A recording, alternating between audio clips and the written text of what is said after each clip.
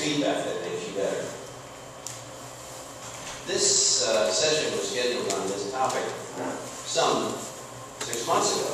It just so happens that this month's issue of the Ed Leadership magazine is called Feedback for Learning. Very good issue, by the way.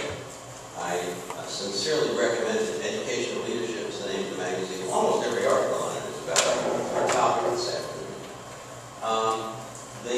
The sheet that I gave out at the keynote day at the Hilton, they were one of them titled The Big Rocks of Successful Teaching. There were 10 things on that item. It was kind of like picking out from all the many things that are good and worthwhile to do. What are the ones that show the highest leverage for improving the quality of student learning? This topic is one of them. Feedback. Here are a couple of quotes from research that now goes. Actually, the first research I saw on the importance of feedback was 50 years ago. I was able to read 50 years ago. I was more than able to read. I'm the oldest person in the room, and I have been stunned at how things that we have long known for being significant have risen to the top of things that people pay attention to these days. So here's one of these quotes. Is that too faint to read off to the side? Yeah, okay, I'll read it for you. Academic feedback is more strongly and consistently related to achievement than any other teaching behavior. Any other teaching behavior. It's 1997 mega summary of the research done at that time. This is another statement that was part of that report. This relationship is consistent regardless of grade level, SES, race, or school setting. Here's one of the more current versions of these statements. The most powerful single modification that enhances student achievement, writes John Hattie, who is now the person who is most read on summarizing teaching research, is feedback. The simplest prescription for improving education must be, quote, dollops of feedback. It's in quotes because Dylan Willem was the person who said that, dollops of feedback. So if so many people are saying it's so important, it's certainly worth us paying a little attention to and trying to come to some common understanding of what it means and what it looks like and sound like when we do it. So I'd like you to start off by taking a blank sheet of paper and writing down what your current definition inside your head of feedback is. You're going to write a definition and give it to somebody. This is what I think feedback is. Write that down. Ready? Go. Can you hear me if I don't use the microphone? Yeah. And if I start to fade and you need it again, just tell me. Okay, now underneath that definition, skip a few lines. Would you write down an example of you giving feedback to a student recently? Something you said, if you can remember the words, the exact words you said or wrote. I've also been one of your own children. Colin here. The findings in the research that I've cited before are built around one particular definition of feedback. And so let's develop it in this way. This is one of the models of teaching, by the way, this activity called concept attainment. I'm going to give you some positive examples of this pure definition of feedback, of which this is going to be one. That is feedback. That's not. Can you read it from where you're sitting? If not, please move up. I know better than expect you to move to the front row, so already pretend it isn't there. You can start in a second. You're never going to get away. This is an example of feedback. It is a positive example.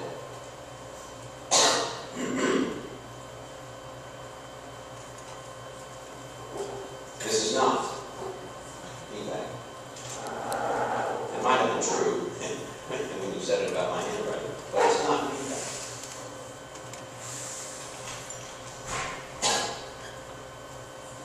This is a positive example.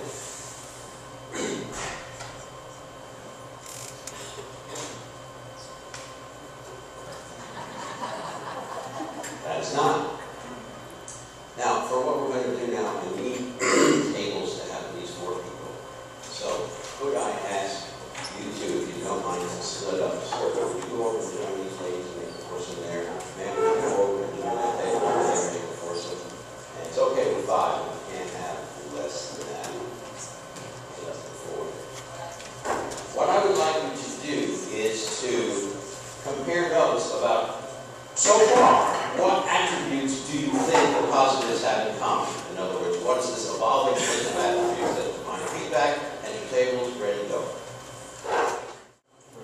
Okay, let me add a few more pieces to the mix and see how this influences your evolving hypotheses. This is a positive example of feedback. And this is not.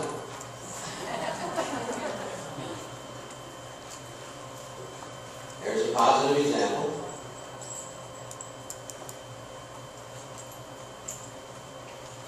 Negative example.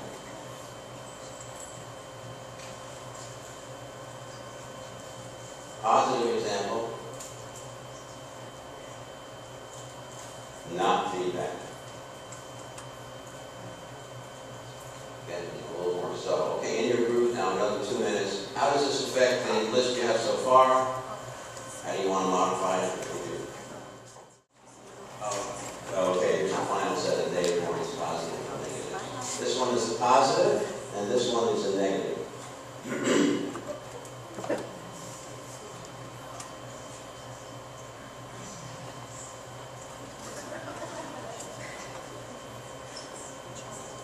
This is feedback.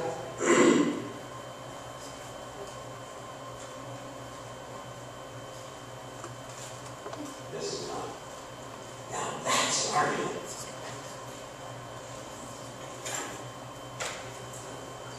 That's a positive example.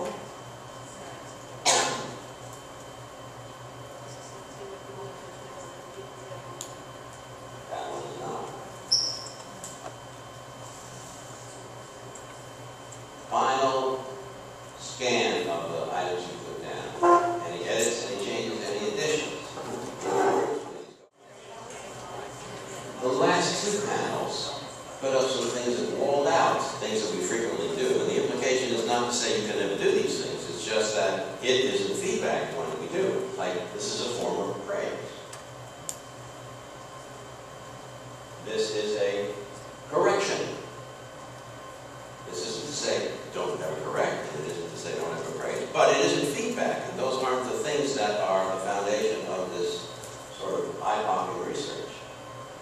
So it is clear, and I saw this on most of your sheets, that feedback is value neutral. There's neither praise nor blame in it. There's no value connected with feedback.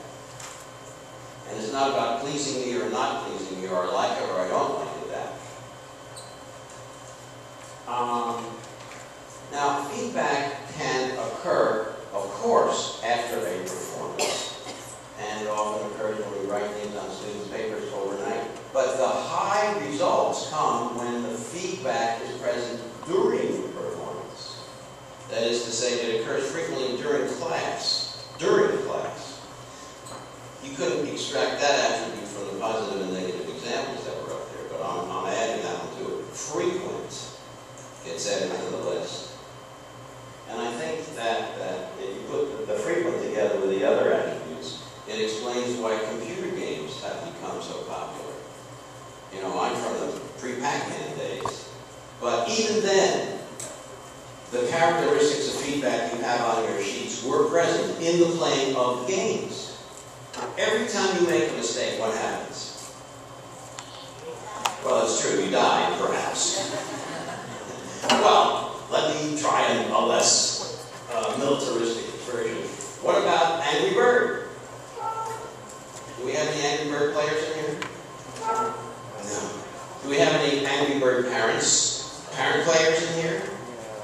Angry Bird is this game which is I don't know, 99 cents, and it's on every kid's iPad. And it's a slingshot game where you do this with your finger and it shoots an Angry Bird to knock blocks off towers. And if you don't, Larry is an Angry Bird player. When I said anybody here play Angry Bird, Larry raised his hand. The person next to him said he's playing it right now. Actually, he wasn't. But the thing is that if you overshoot the tower, the very next time you change the angle at which you pull it back. And every single time you make a move in a computer game, you get feedback. The game doesn't say John or Foon.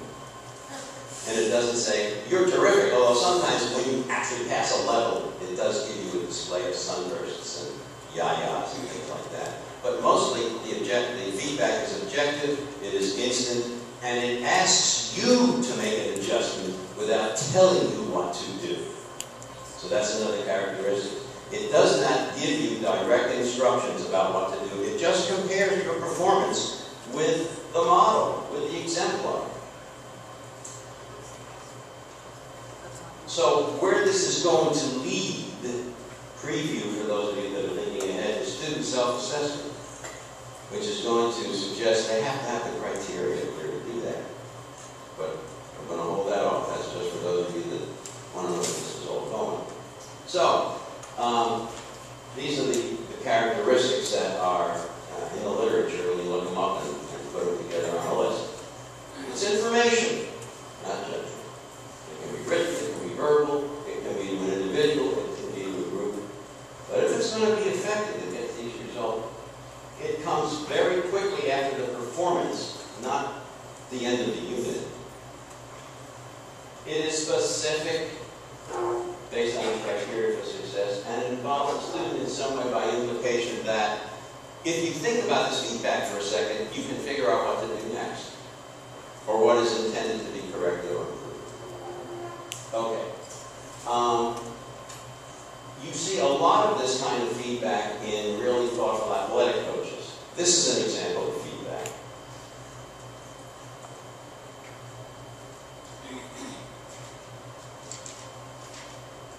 And that one is due. It's factual, it's information, there's no judgment in it.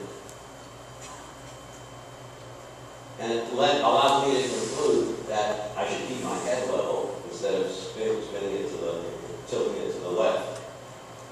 And that will keep my spin from becoming offset.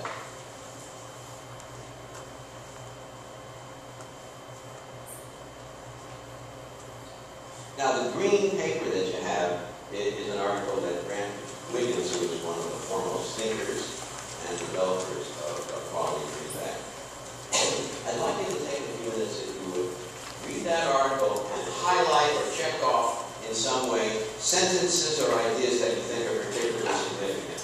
I'll give you about 5, 6, or 7 minutes to do that, and then we'll do some of the results of that. So read that in a studious way and star, check off, highlight sentences or ideas you think are important. That's right. Oh, I'm not going to give the directions. It's going to be the person wearing the brightest article of apparel or adornment at your table. Would you identify who that is?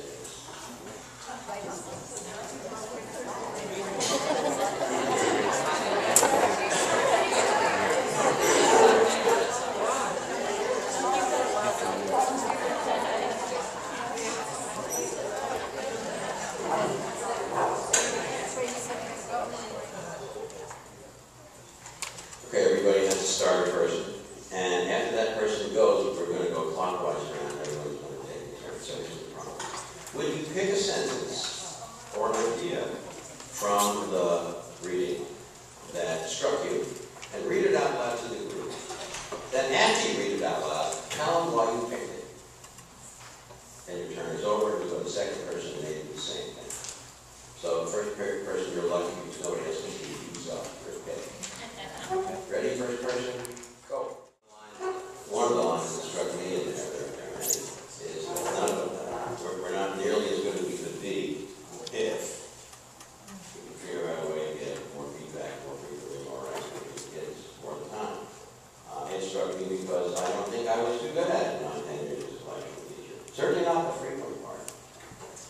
And it just was never on my radar screen. That's something that would make that much difference. But it does, this article, because the clear distinction that it raises between feedback and other things like praise and correction, does bring up the question of where are these other things? Does it mean that we can't ever do them anymore? And the answer is no, of course it doesn't. It's just important to be aware that it's not feedback when we do. And there are certain things that I don't do anymore. I really do not mix these two up. The judgment, the evaluation, and the praise or the blame with feedback. Because when I do, it takes the student's attention off the information and onto whether I like it or not and how I feel about it. It's dependency building. Now, personal commentary is something that is encouraged in the literacy field in the same sense that we ask readers to write in readers' response journals. Sometimes when a writer writes something that touches you or echoes with an experience you have, you make a comment on the side of the paper. I have been convinced by the literacy people that's a worthwhile thing to do because it shows the writer that they were able to touch me. It's just that that's not feedback about them. And then it's feedback about me. Okay, just know that it's different, John, when you do it. Asking a question is usually a prompt and can be useful. It doesn't mean I can't do it anymore, but know that it's not feedback. Now, I think the most interesting pairing is these two. And the injunction of quality feedback is not to jump into this one prematurely. When I give really quality feedback, there is inherent in that for the student the ability to conclude what to do next. If there isn't, if the circumstance isn't that there is such an inherent capacity, then I think it is incumbent upon us to jump into this. But I really wait now between the doing of these two to see if the feedback itself can have an effect. So, pure feedback, then, is not meant to intersect with those others as frequently as it did, except when appropriate, advice and suggestion. All right, here's a little quiz. Which of the following is feedback? And for each one, aside, yes it is or no it isn't. Chorus it out, yes or no? No. Why no? Anybody can respond to that. Yeah. It's really a question intending to lead a student in a direction. It's not inappropriate. We can invent a situation in which it's appropriate, but it is not feedback about a student who has classified, say, certain things as mammals, certain things as non-mammals, and hasn't done it directly. Is this feedback? Correct. Is this feedback?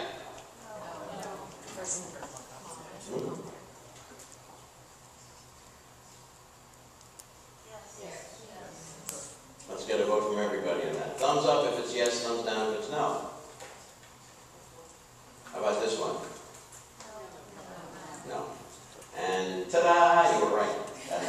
That's the only one that's feedback. Okay. Now, would you go back to that definition you wrote at the beginning and edit it, given the information we have so far? Criterion-based. Yep. Louder, please. Value neutral, yes. Now, in fact, those are the criteria for effective feedback. If you want to give a person feedback on their feedback, you're going to use that list. So let's do that right now. I want you to take the sample that you wrote at the beginning of our hour of feedback you've given to somebody. If you want to, you can discard it, but I want you to write an example of good feedback. We'll have to assume, we can't exemplify the frequency stuff, so we're just assuming you're doing things like this frequently. I'll give you that one. Now, write something that embodies these characteristics for some academic content that you feedback on your feedback. Which of those elements showed up in the one you just wrote? Any questions about what I'm asking you to do? Okay.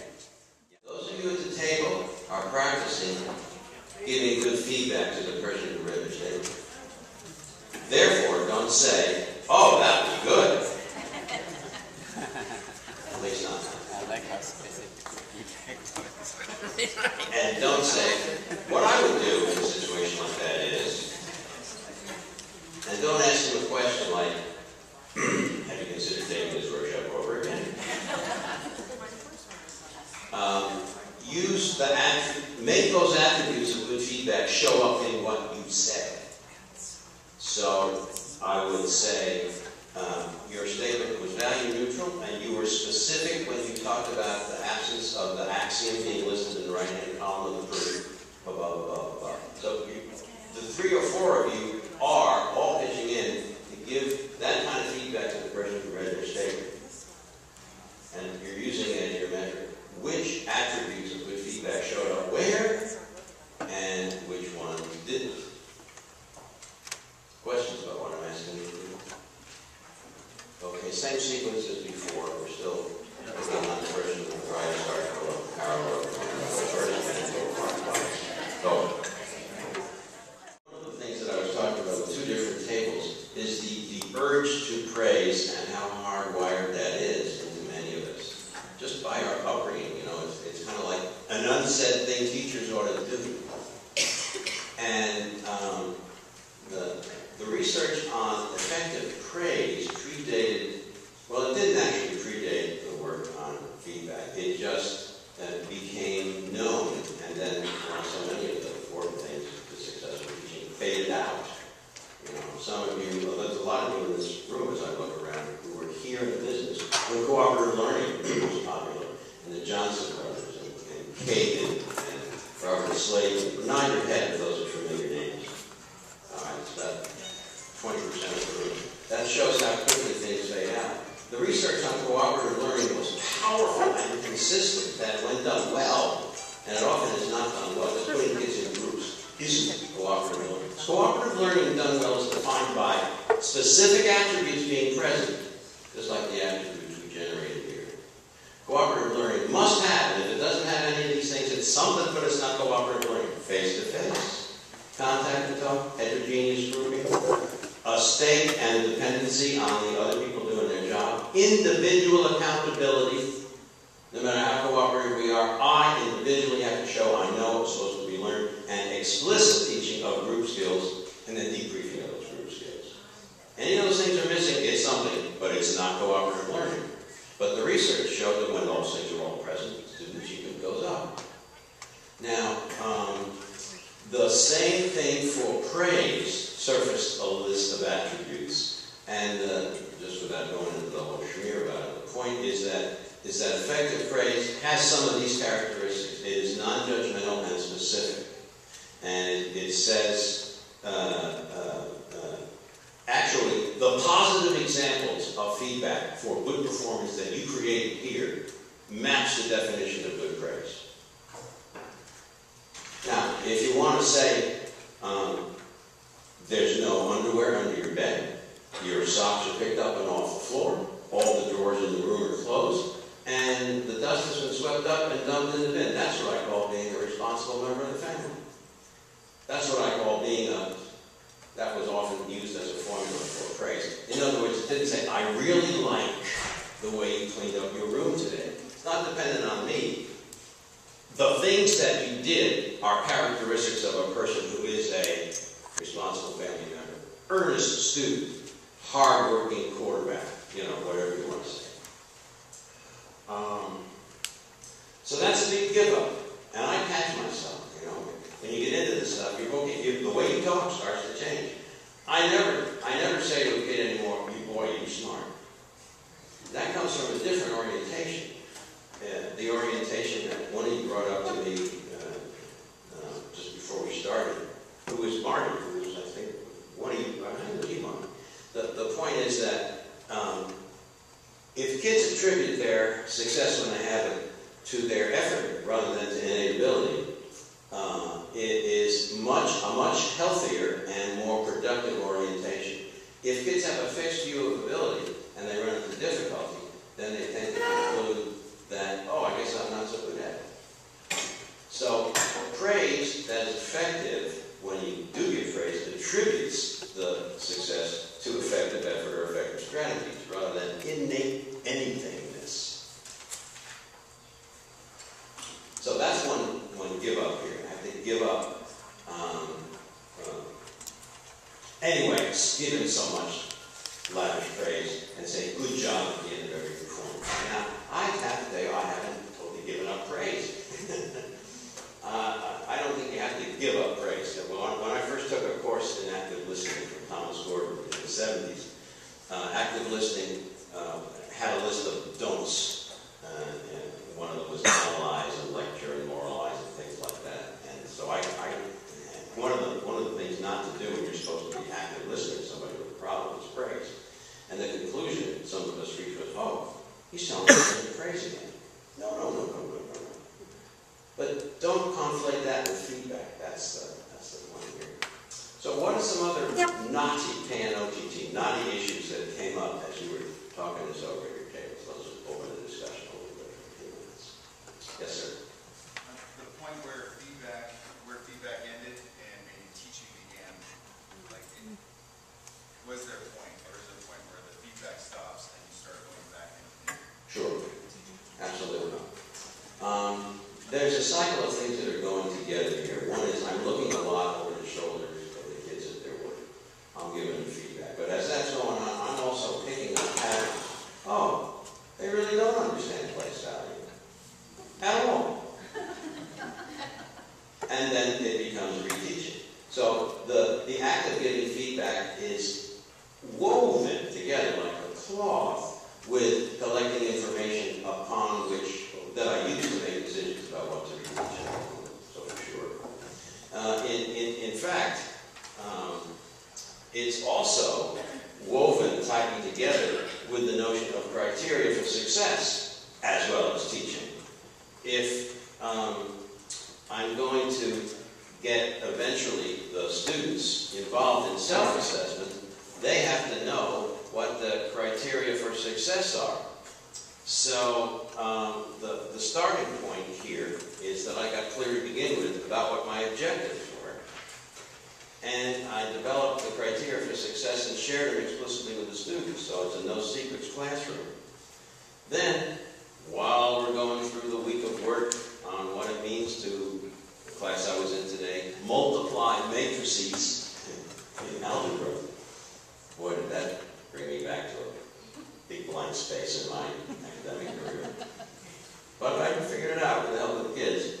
Then I'm giving them feedback on their progress, and in between here, collecting formative assessment information, and then I do just what you said. I go to the teacher. It's a judgment call, but it comes from a cycle that isn't as sequential as this diagram indicates. Of the things in this diagram, the one that's most missing from common teaching practice is feedback.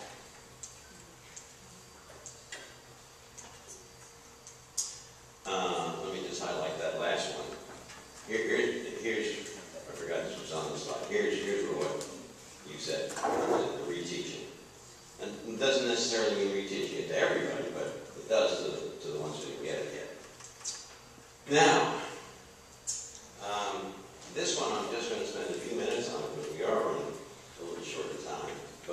And I really want you to walk out of here today not focusing so much on listening to yourself on criteria for yourself. I want you to listen to yourself, give feedback, or listen or look at what you write for these attitudes. But know that the next step for increasing the effectiveness of your feedback is that you've got the kids to be really clear on what the criteria for success were. And in fact, they become part of your guideline for giving you feedback. The key word about criteria for success is includes. And it's usually a bulleted list. A good geometry proof includes bullet, bullet, bullet, bullet. Every step, axioms to support every step.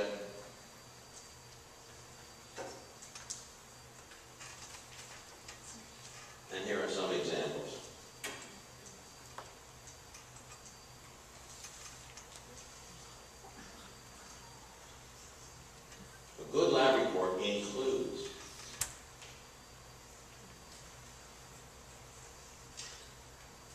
Those of you who teach science, which are those most commonly left off by the kids?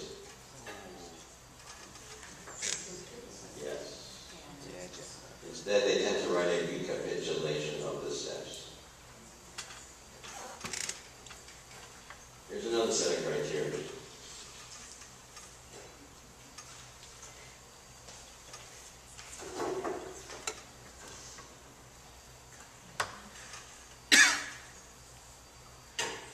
In our next class with the teacher leaders, not Thursday, but the next time I'm here, I'm going to show a second grade teacher who gets the kids really clear on the criteria for success for a pictograph. A good pictograph includes, and then there's a list, symbols, a key, a title, a list of values along the bottom, and there's one or two more things. And then, as they're doing the work, she has them get together every now and then in pairs and give each other feedback on which ones they've got so far. Now, I think what's important about that is, especially if you're a middle school or high school language arts teacher, there's this overwhelming number of papers that the kids are producing that can easily fill the entire dining room of your house if you're sick for a week and the papers are piling up. So I have got to figure out a way so that the kids can give useful and accurate feedback to each other. It doesn't mean I don't do it anymore. It means that I have to create a system for the students to use the criteria to give feedback to each other pretty frequently. Now, there's lots of ways to do it, and those of you that have a skillful teacher, there's one described that a foreign language teacher did, there's one a social studies teacher did, there's one for math. There's 3 examples in that chapter. But it calls for creativity and also for making the kids do the work, not us having to do all the work. Well, one of the phrases that I like, I forget who said this, the person that's doing the work is the person that's doing the learning. So if you're doing all the work, you're doing all the learning. Let's get the kids doing self-assessment or assessment of peers according to criteria, and then have to talk to each other about why they gave the score or the assignation or the feedback themselves. The other thing that's connected is, therefore, there's going to be more talk, more kid talk, and less teacher talk in the classroom. But there's more planning behind it and appropriate structures.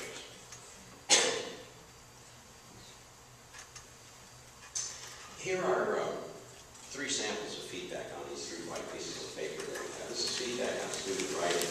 Page 467, page 468, and page 469. It's the same piece of writing responded to by 3 different teachers.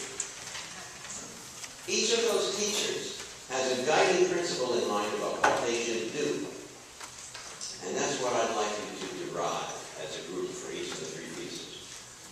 What is the mental instruction set that the teacher has in mind? Oh, this is what I should do to give kids feedback for the person on page 467.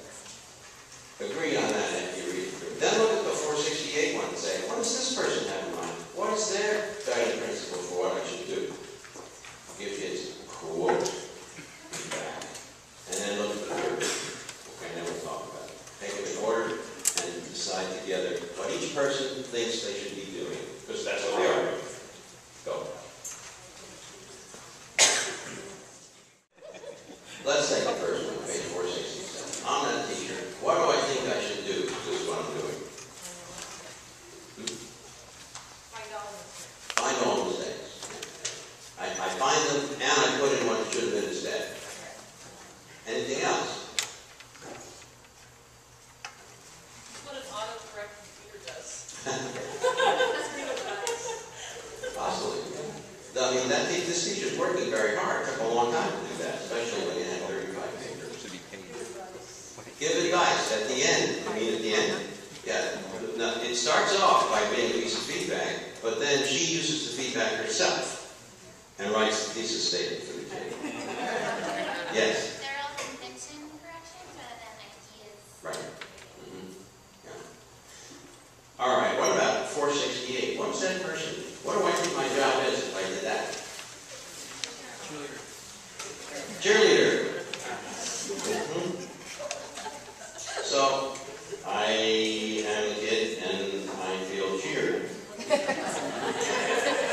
like cheer. I don't really know what to do better. Right? And that is a type. That is a way in which a positive, vague person would respond to writing. And interestingly enough, it takes the least amount of work to produce number 2. Cheerfully. What about 469? It's a little more complicated. I'm that person. What do I think my job is? Build rapport, relationship. What made Polly says to build rapport, and your evidence for that, Polly, is what? What's the thing in here that made you think of that? Just the personal responses back. Get on my mouth as well. Mm-hmm. Identifying with the kids. Mm-hmm. I also do like speaking. Right. Now, a lot of literacy people would say that that's okay because it shows the reader's response. But it is also definitely sort of identification rapport building. Okay. What else is this person trying to do? What else is my agenda on that paper? To be convinced that you're being convinced as the teacher that that the kid had to convince you. You're starting to convince me about a later start time. Check. Now that's a pick. It's a diagnostic pick. Perhaps we don't know enough of the context to say if it's the right one. But this teacher says, my feedback is going to be different to different kids depending on what the next important thing for them to get better at is. So, that's the other thing that's embedded in here. Rather than feedback, she has switched into teaching mode and said, for you, the next thing I want you to do, because it'll improve your writing and it's the right next thing for you, is this. And here's an exercise I want you to do to show me you're moving in the right direction. So this is a boundary move right here that this person has made into reteaching. And it can be very legitimate. It isn't feedback, but it's illustrating this point.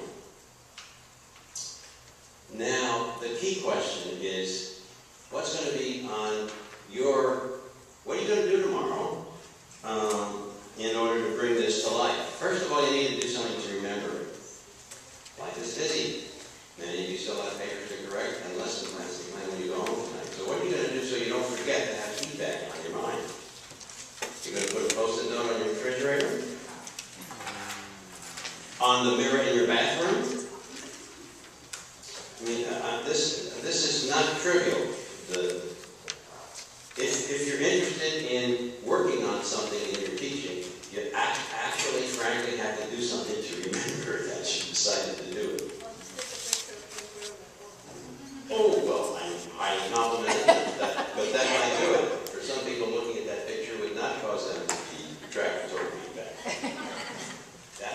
That's a visual mnemonic. That would do it, yes.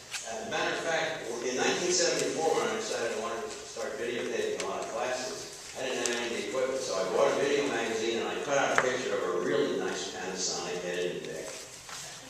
And I put it on my bathroom mirror to remember that I was working on that goal while being a graduate student and a staff developer in Cambridge and supervising student. It worked. You know, it's called a visualization.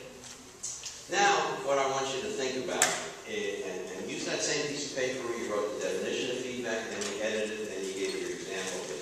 What is an opportunity that you have to actually practice this with your students?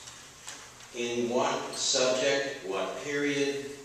Is it going to be the third grade writing, looking over the shoulder that you have with them tomorrow, writing little comments that are diagnostic for the kids? So that it's happening during class. I would focus on that one if possible, because that's where we're going to increase the frequency. Some of you might say, you know what, I'm going to go for the criteria to get the kids to even hear feedback. But whatever it is, I want you to take a quiet moment of reflection right now and actually write a sentence to yourself, which I'll ask you to share at the table, about what you intend to do as the next best thing to improve your own practice of feedback. Let's do that right now, please.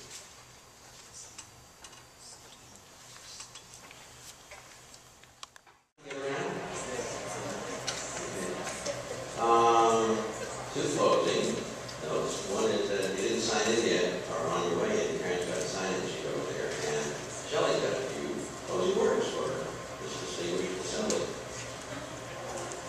Well, first of all, I want us all to thank John for taking the time to do this. You can really see when at the very beginning of the year when I introduced him, I said, as a student of teaching, he really is a student of teaching. You're seeing the fine nuances. I mean, how many people can recite the 5 qualities of cooperative learning? Come on. that really caught me, you know. But there are so many valuable things that I think will come out of these sessions. I also know that, I just want to point out that people got so excited about it that there were 2 retired people who come back from North Eugene, Robert Foster and Ann Vaughn. So thank you for coming. But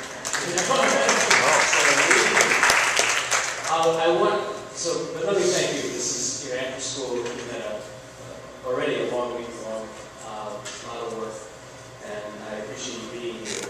And I hope I'll see you at the others as well. But also encourage others to come if people can make one or all. That's fine. I think we're trying to maximize the extent of John's trips here to just share ideas and insights with the faculty and help all of us take some next steps in the work that we do. And I'll remember very clearly when I'm giving John feedback today to be concrete and clear. So, anyway, thank you, John, for a wonderful workshop, and thanks all of you for being here. You can help out the custodian by just putting your chair up on the table too.